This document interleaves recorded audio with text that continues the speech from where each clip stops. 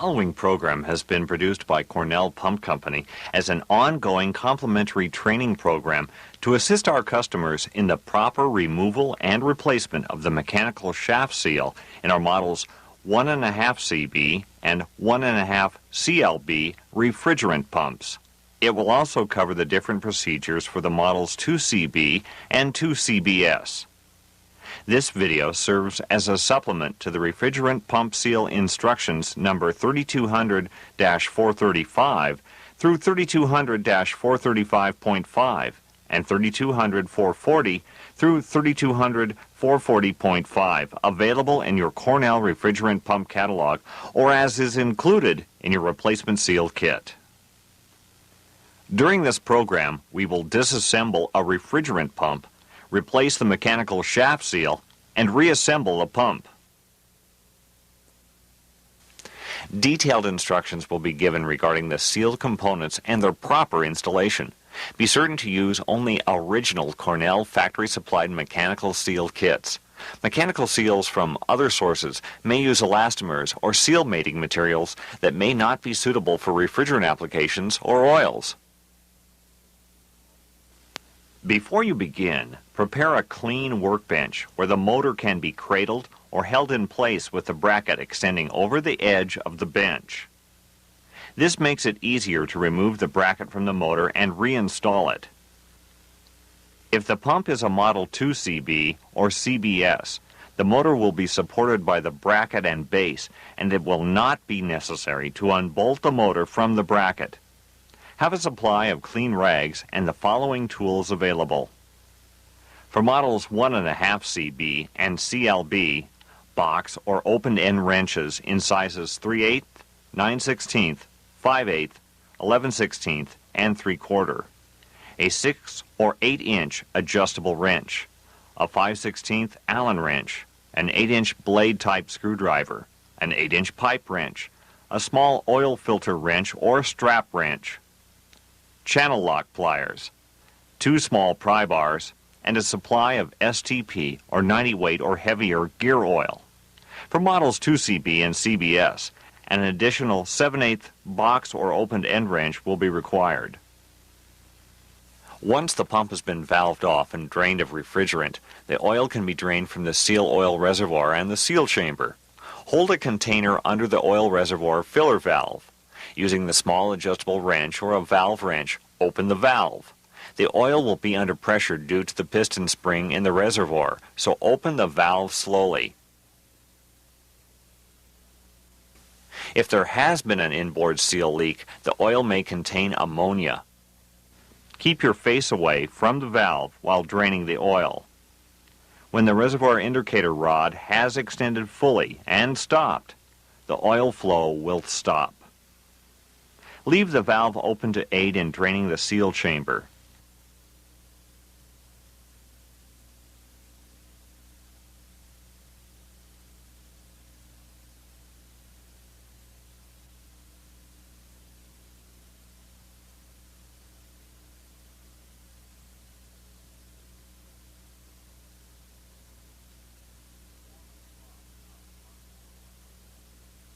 Form a trough out of cardboard or angle iron and hold this under the heater. Use the 11/16 wrench to remove the heater. The remaining seal oil will drain from the seal chamber.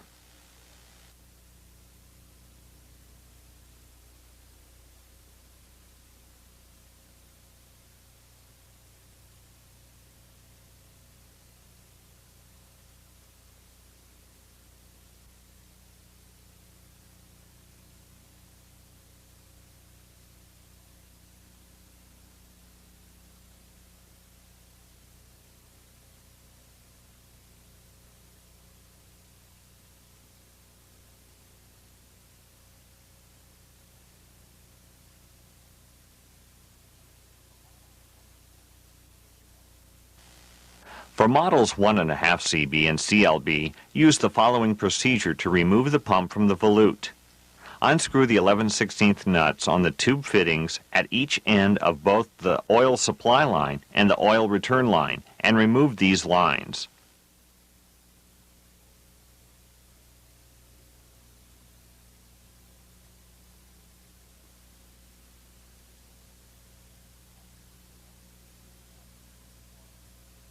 Unscrew the 11/16 nut on the reservoir pressurization line fitting.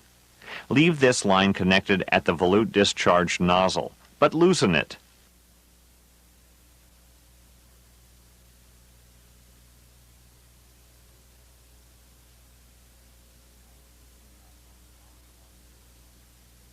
Unscrew the nut on the balance line fitting. Leave this line connected at the suction nozzle fitting.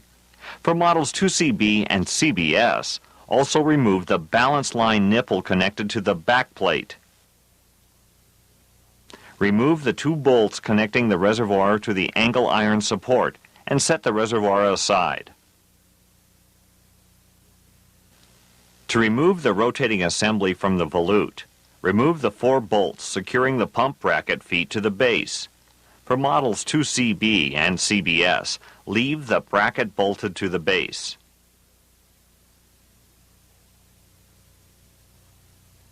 Remove the bolts that secure the volute to the bracket or backplate.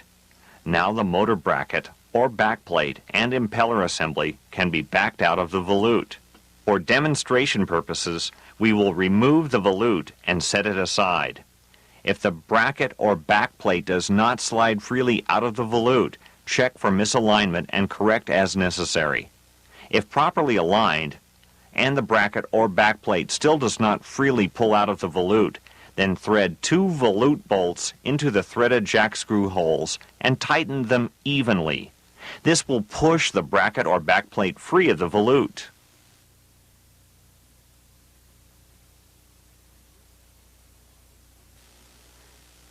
To remove the seal from models 1.5 CB or CLB, arrange and secure the motor, bracket, and impeller assembly with the bracket extending over the side of the workbench. With a 9/16 wrench, remove the right-angled tube fitting from the seal gland.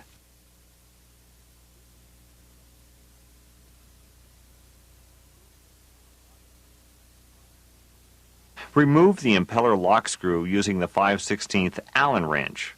The impeller can be held stationary by gripping the impeller eye with the small oil filter wrench or strap wrench.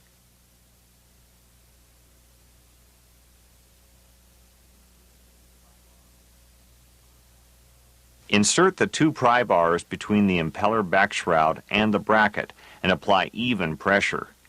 The impeller should slide off without excessive force.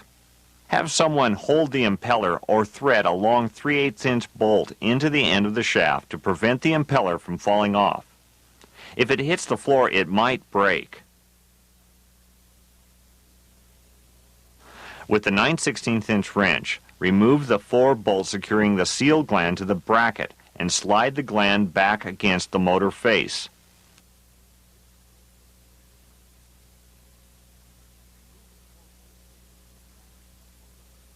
Remove the 4 bolts securing the bracket to the motor register and carefully remove the bracket from the motor.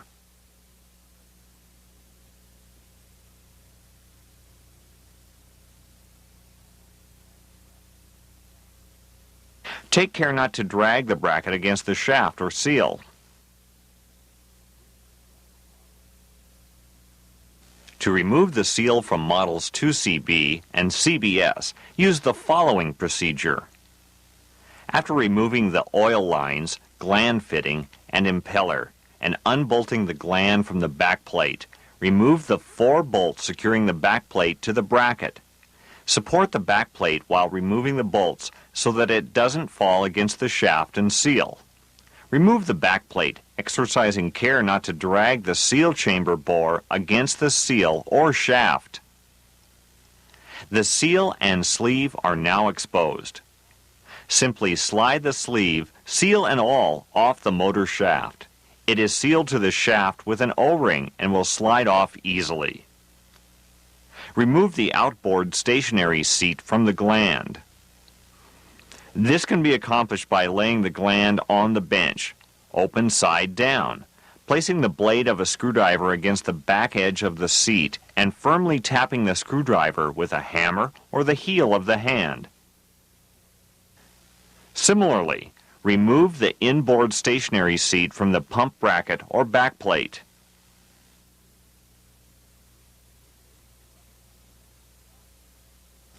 If it is desired to reuse the shaft sleeve, then care must be taken not to scratch the sleeve during seal disassembly. The retainers will be firmly seized to the sleeve, and a great deal of force will be required to remove them. Place one jaw of a pair of channel lock pliers against the back side of the retainer or against the one coil of the seal spring and one jaw against the end of the sleeve and apply pressure, and the retainer should begin to move. Once all the hardware is removed, the sleeve should be inspected for scratches and replaced if necessary. Prior to installing the new seal, thoroughly clean the seal chamber and gland with a solvent and blow the seal chamber out with compressed air. Using rags may leave lint or strings behind, which can interfere with the proper functioning of the seal. Install a sleeve O-ring into the sleeve.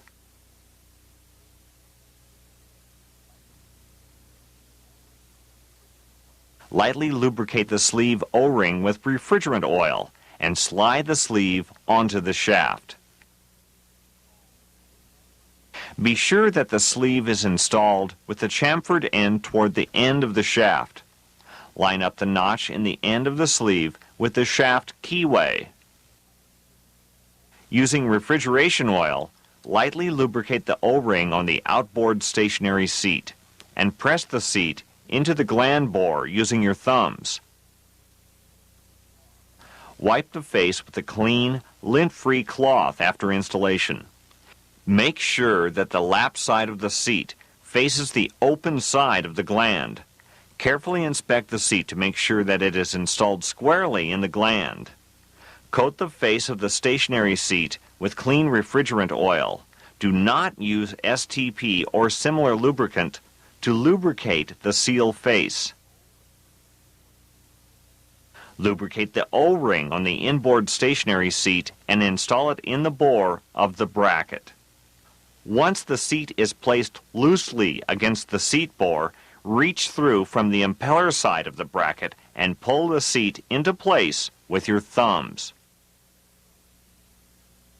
For models 2CB and CBS, simply push the seat into the backplate with the backplate lying on the workbench. Make sure that the seat is installed squarely in the bore. Coat the face of the stationary seat with clean refrigerant oil. Apply a bead of heavy gear oil or STP to the O-ring groove of the seal gland and install the O-ring in the gland. The heavy oil will keep the O-ring in place during installation of the gland. Place the 4 gland bolts through the gland holes and carefully slide the gland over the shaft and up against the motor face. Be careful not to drag the gland on the sleeve when placing it over the shaft. Thoroughly coat the sleeve with heavy consistency gear oil or a thin film of STP. Likewise, coat the inside of each seal bellows. For this installation, we will use STP.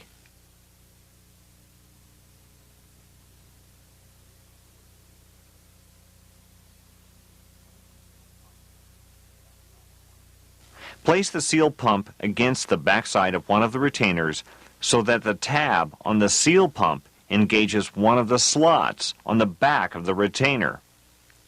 Some seal pumps may not have this drive tab. Holding the seal pump against the back onto the retainer, push the retainer onto the sleeve with the primary ring facing the gland and slide it nearly to the end of the sleeve nearest the motor face.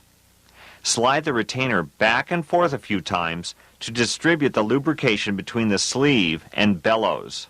Once this procedure has been started, the remainder of the seal installation must be completed quickly. Do not stop for a break. The bellows are designed to seize to the sleeve after a short time. This is what enables the shaft rotation to be transmitted to the seal retainers without them slipping. Slide the spacer sleeve onto the shaft sleeve and up against the back end of the outboard retainer. Apply more heavy consistency oil to the exposed portion of the shaft sleeve. If STP is used, recoating will not be necessary. Place the seal spring over the spacer and up against the seal pump on the back of the outboard retainer. Now push the inboard retainer onto the sleeve, primary ring facing away from the motor face. Again, move it back and forth a few times to distribute the lubrication. Then slide it toward the outboard retainer just far enough to rest against the spring. It may be fairly difficult to get the inboard retainer started on the sleeve because its bellows squeegees the installation lube off the shaft, but push hard and it will go on. If for some reason it won't slide on freely, apply another thin coat of STP to the inside of the bellows and try again. Quickly position the bracket or backplate over the shaft and against the bolting register. Install 2 diagonally opposite bolts and tighten them. Be certain that once the inboard stationary seat in the bracket or backplate makes contact with the inboard primary ring, the bracket or backplate is not moved backward away from the motor face even momentarily. If this occurs, the primary ring and stationary seat will stick together and the primary ring will be pulled out of the retainer. Install the impeller key and impeller onto the shaft and tighten the lock screw.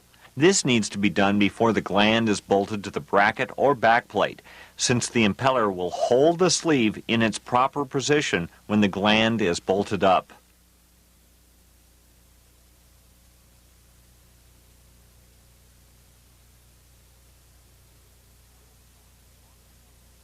Make sure that the oil port on the gland is in the proper orientation before pulling the gland up to the seal chamber face. This should be on the right-hand side when facing towards the motor. Using both hands, pull the gland up against the seal chamber face and start 2 diagonally opposite bolts. Do not relax pressure against the gland until at least 2 bolts are finger tight against it. If the gland is moved back towards the motor face at any time after the outboard stationary seat and outboard primary ring make contact, the outboard primary ring may be pulled out of its retainer. Once the 2 gland bolts are tightened, the remaining gland bracket or backplate bolts may be installed and tightened. Reinstall the heater. A small amount of Teflon tape or suitable sealant should be used on the heater threads.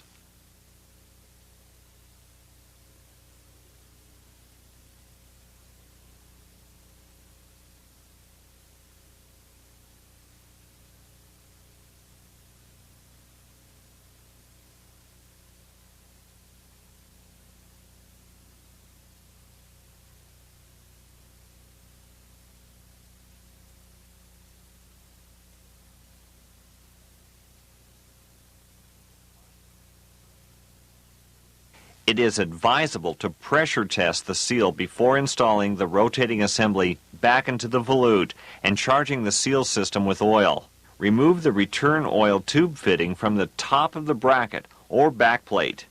Install a 1/4-inch NPT plug into the seal gland oil port.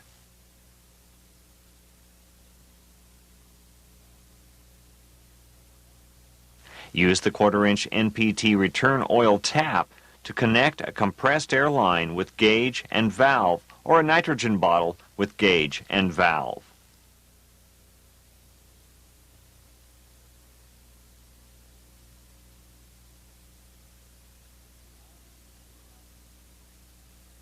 Slowly pressurize the seal chamber between 50 and 100 psi.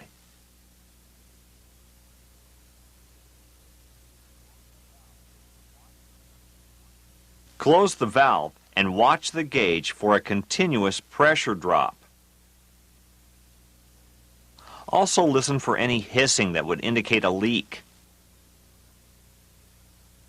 If a slow leak is detected, relieve the pressure and turn the impeller by hand several quick revolutions. Now, repressurize and observe the gauge. If the slow leak continues, perform the following. Relieve the pressure. Remove the air fitting. Fill the seal chamber with refrigerant oil. Plug the oil return tap. Run the motor for 30 seconds. Drain the oil. Repeat the pressure test.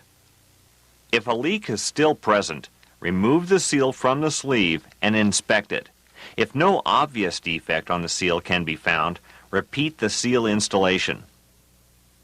Once the seal has been successfully tested, reinstall the tube fittings on the gland oil supply port and the oil return port. A small amount of Teflon tape or other suitable sealant should be used on the threads where the fittings screw into the gland and bracket or backplate. No sealant should be used on the tube sides of these fittings.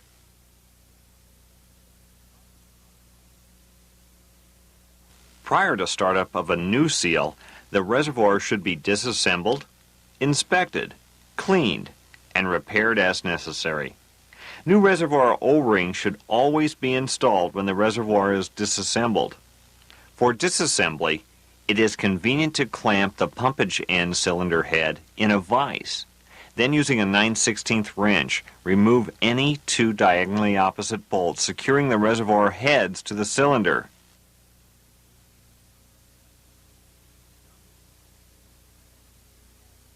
Very carefully remove the remaining two bolts. The spring in the reservoir exerts a great deal of force on the reservoir heads, so it may be helpful to have an assistant holding the top reservoir head down while the last two bolts are removed. Alternately, if a large C-clamp is available, the pumpage end and oil end cylinder heads can be clamped in place and all the bolts removed at once. Then the clamp can be carefully loosened.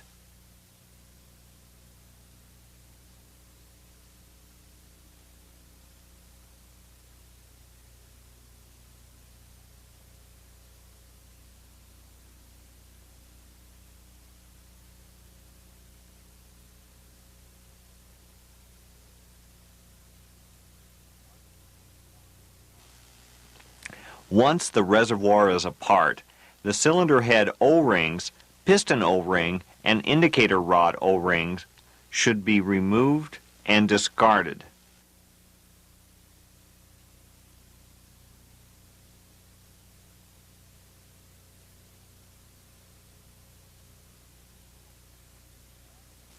Using a suitable solvent, clean all the reservoir parts, particularly the O-ring grooves. Inspect the cylinder wall for pits, scratches, or corrosion. If there is minor damage to the cylinder walls, a cylinder hone can be used to recondition the cylinder. If there are deep pits or scratches, the cylinder should be replaced. When replacing O-rings, use only those supplied in the Cornell factory O-ring kit. The elastomers used on these O-rings were carefully selected by Cornell for service in ammonia, Freon, and refrigerant oils.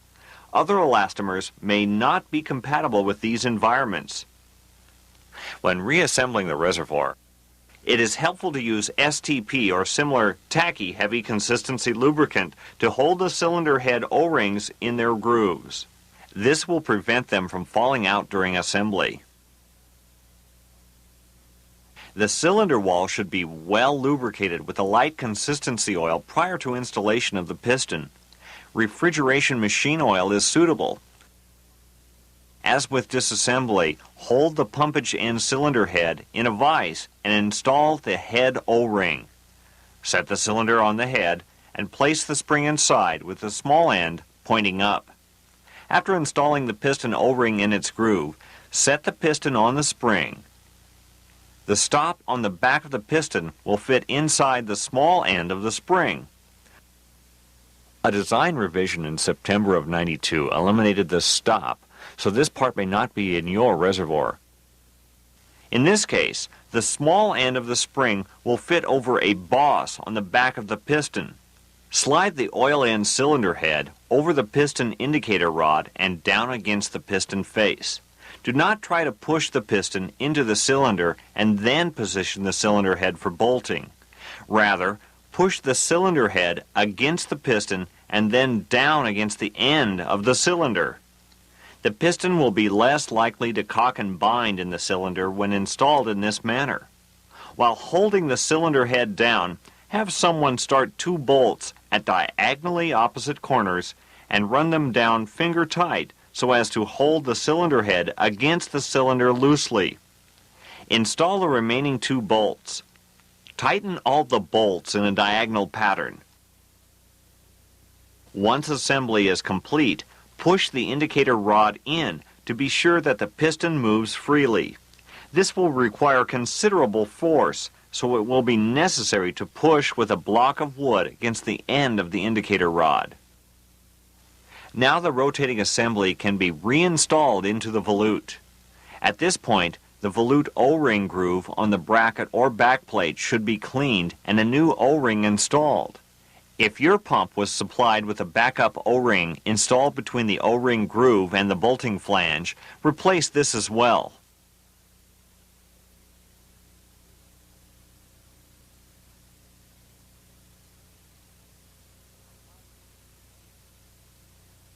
Apply a coat of heavy consistency oil, or STP, to the O-ring to aid in installing the bracket or backplate into the volute. Tighten all the volute bolts in an alternating pattern.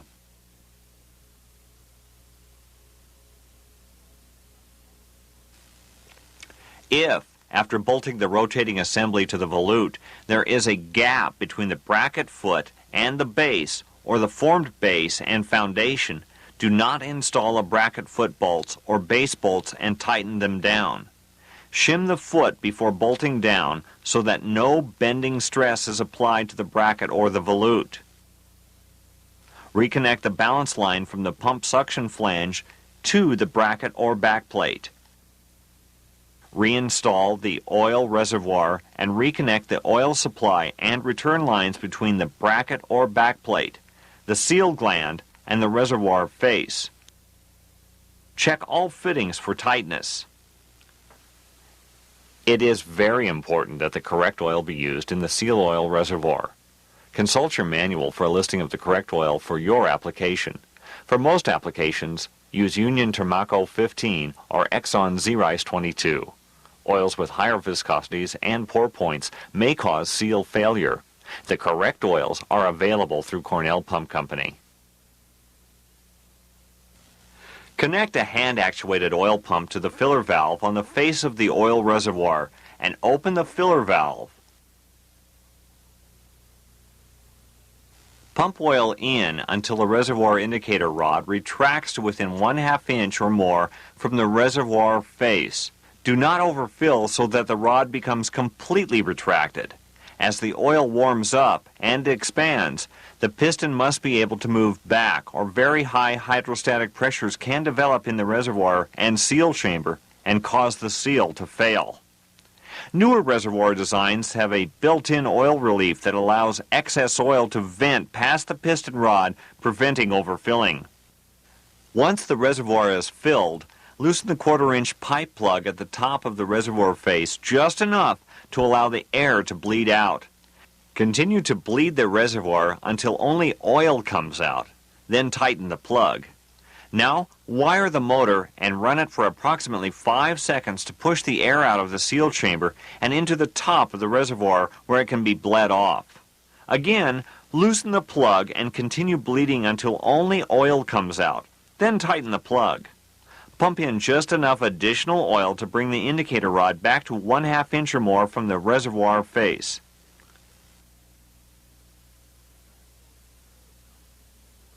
Be sure to close the filler valve before disconnecting the oil pump.